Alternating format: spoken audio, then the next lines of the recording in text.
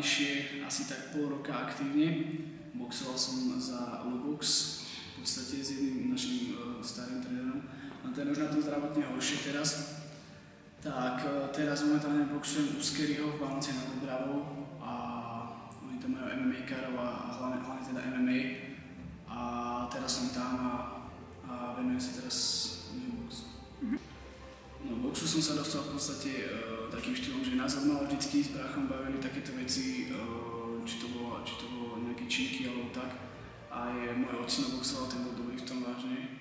A tak od malička sme to nejako proste sledovali a už keď sme mali tak 10 rokov, tak už sme to proste začali si všímať a začalo nás to tak, niečo nás k tomu ťahlo, proste ocino boxoval, to je jedna vec, tak my s bráchom sme nejako tiež proste začali, niečo nás k tomu proste tak priťahlo nejaká sila.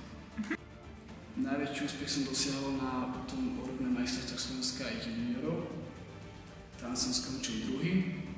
Tam sa mi podarilo poraziť môjho prvého supera, na ktorý som tesne prehral vtedy 2-1. Tak teraz som to vyhral ja 2-1 a dostal som sa do finále.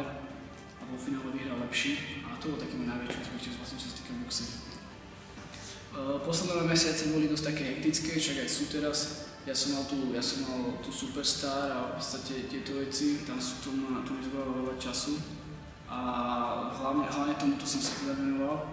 Tam som bol dosť vyťažený, potom som prišiel odtiaľ a boli Vianoce, takže som si dal takú pohodičku, no a teraz ma čaká maturita, takže sa pripravujem dosť aj do školy a je to taká kombinácia, že sa snažím zase naspäť nabehnúť na cvičenie, ako som bol zvyknutý predtým a tiež hovoriť, začal som zase s boxom.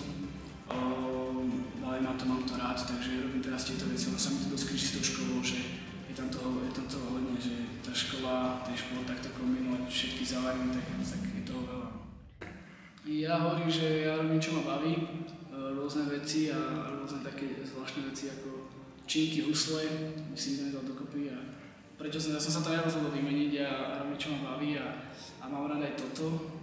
A preto sa snažím, pokiaľ mám možnosť, môžem robiť obidve veci, alebo hoci koľko vecí proste dá sa to, ja som prikladom toho, že sa to dá, tak to proste robím, lebo ma to baví, mám to chuť.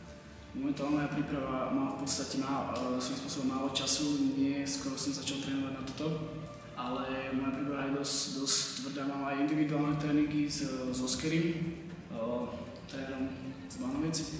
A plus ešte chodím na MMA-kárske tréningy, ktoré sú dvakrát do týždňa, takže to takto kombinujem, plus mám samozrejme posilku a sem tam hodil crossfit a takto potrebujem spraviť hlavne kondičku a musím sa proste oživiť, aj teraz som v podstate po tréningu ráno, čo som bol a mám úplne tie spodky nohom zdreté, potrebujem dostať proste do šľubu, aby som na to bol zvyknutý, takže pomaly okrem nedele každý deň trénujem.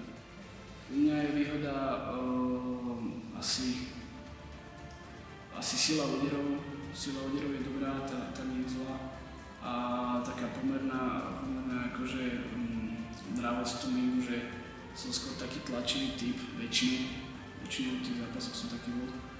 Takže dokážem zniesť nejaké údery, keď aj dostane veľa kombinácií alebo tak, takže na zem nepadnem, verím tomu.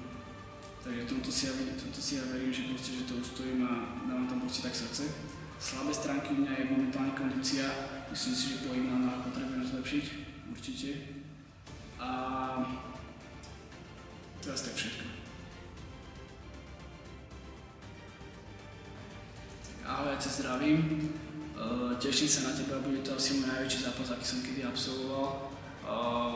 Ak budeš Poliak, čo by si pravdepodobne mal byť, tak v mojich očiach sú Poliaci a títo Ukrajinci ako takí tvrdí chalani. Takže idem do toho s rešpektom, ale fakt pripravujem sa asi najtvrdšie, ako som sa kedy pripravoval na box. A dúfam, že vyhrá lepšie. Teším sa.